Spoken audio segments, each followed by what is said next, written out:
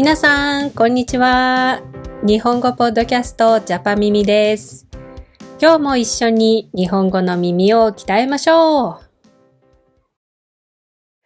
今日のテーマは電車のマナーです。日本にはいろいろなマナーがあります。例えば、電車の中でご飯を食べてもいいですか？電車の中で電話してもいいですか？マナーを守らないと他の人が嫌な気持ちになったり、トラブルになったりするかもしれません。みんなが気持ちよく電車に乗るために、マナーを守ることがとても大切です。今日はビギナーレベル、N5 から N4 ぐらいの言葉と文法を使って話します。そして、電車に乗るとき、電車の中、電車を降りるときのマナーを順番に紹介していきます。今日のポッドキャストを聞いたら安心して日本の電車に乗れますね。ぜひ最後まで聞いてもらえたら嬉しいです。ジャパ耳。まず、電車に乗るときのマナーです。駅のホームで電車を待つとき、とても綺麗に並びます。電車が来たら降りる人が先です。乗る人はドアの隣に立って降りる人を待ちます。電車に乗るときは前の人の次にゆっくり乗りましょう。次は電車の中のマナーです。日本の電車の中はとっても静かです。みんな本を読んだり、スマホを見たり、寝たりしています。だから大きな声で話さない方がいいです。特に電車の中で電話をするのは良くないです。マナーが悪いです。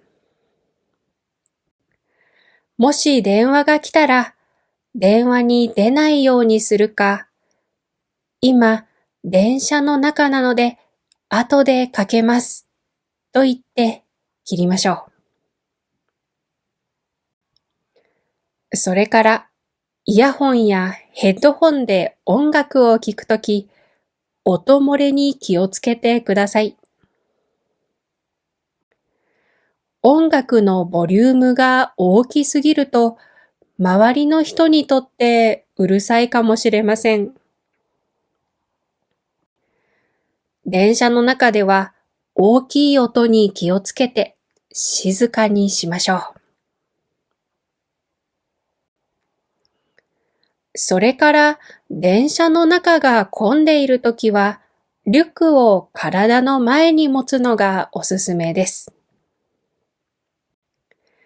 後ろにリュックを持つと他の人に当たって危ないかもしれません。リュックじゃなくても大きい荷物があるときは体の前に持つのがいいと思います。次は優先席です。優先席は体の不自由な人やお年寄り、赤ちゃんを連れた人、妊娠している人の席です。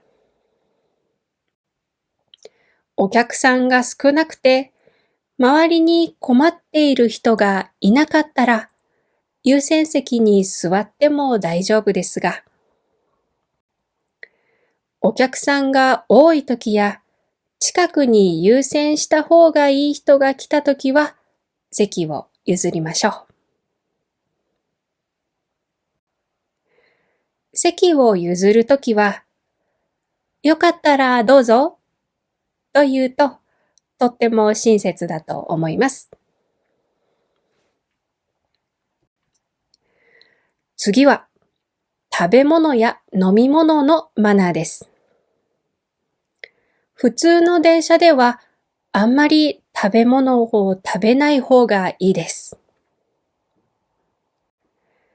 食べ物の音や匂いは他の人にとって嫌なものかもしれません。特に匂いが強いものはやめましょう。例えば、マクドナルドのハンバーガーなど、ファストフードは匂いが強いので、電車の中で食べない方がいいです。ガムや飴、グミなどは小さくて匂いが強くないので、食べてもいいと思います。それから飲み物もだいたい大丈夫だと思います。ペットボトルは蓋ができるのでおすすめです。お酒は飲まない方がいいかもしれませんが、水やお茶、ジュースなどはいいと思います。ここまで普通の電車のマナーについて話しましたが、新幹線では食べ物を食べても大丈夫です。新幹線の席にはテーブルがあって、お弁当を食べたり、飲み物を飲んだりすることができます。新幹線の駅では、駅弁という弁当を買うことができます。いろいろな地域で違う弁当を買うことができます。これはとっても美味しくて楽しいので、ぜひ駅弁を買って新幹線に乗って旅行を楽しんでくださいね。それでは最後に電車を降りるときのマナーです。電車を降りるときは急がないで、前の人の次にゆっくり降りましょう。スマホをずっと見ていると降りる駅に気づかないかもしれませんから気をつけてくださいね。そして他の人が電車を降りたいとき、自分がドアの近くにいたら道を作ってあげてください。時々お客さんが多すぎて電車を降りるのが難しいかもしれません。電車のドアまで行けないかもしれません。その時は大きい声で、すみません、降ります。と言ったら、他の人が道を作ってくれると思います。スーツケースなど大きい荷物があるときは、電車に乗った後、ドアの近くにいるのがいいかもしれませんね。ジャパ耳。それでは今日のポッドキャストはここまでです。今日は日本の電車のマナーを紹介しました。日本の電車にはマナーがたくさんあります。最初はちょっと難しいかもしれませんが、だんだん大丈夫になると思います。他にどんな日本のマナーを知りたいですか？リクエストがあったらぜひコメントで教えてくださいね。ではまた次のポッドキャストでお会いしましょう。ありがとうございました。